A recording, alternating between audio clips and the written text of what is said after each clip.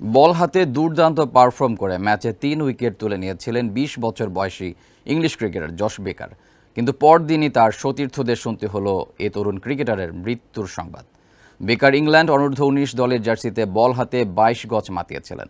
২০২১ সালে বয়সভিত্তিক দলের হয়ে দেশের জার্সিতে ২টি ওয়ানডেও খেলেন তিনি।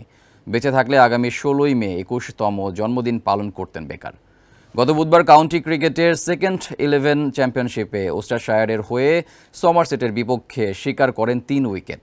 বৃহস্পতিবার বেকারের প্রথম শ্রেণীর দল ওস্টারশায়ার এক বিবৃতিতে তার মৃত্যুর খবর নিশ্চিত করে।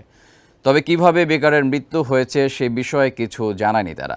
বেকারের মৃত্যুতে ওস্টারশায়ারের প্রধান নির্বাহী অ্যাশলি জাইলস এক বিবৃতিতে বলেন, জশের মৃত্যুর খবর আমাদের সবাইকে বিধ্বস্ত করে দিয়েছে।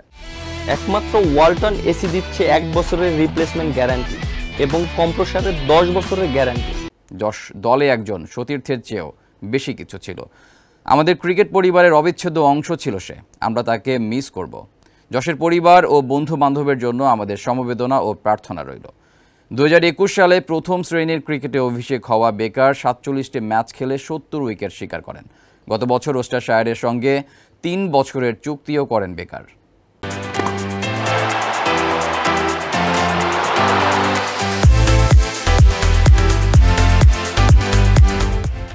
খেলাধুলার আরও খবর জানতে চোখ রাখুন কালবেলার ফেসবুক পেজ এবং ইউটিউব চ্যানেলে।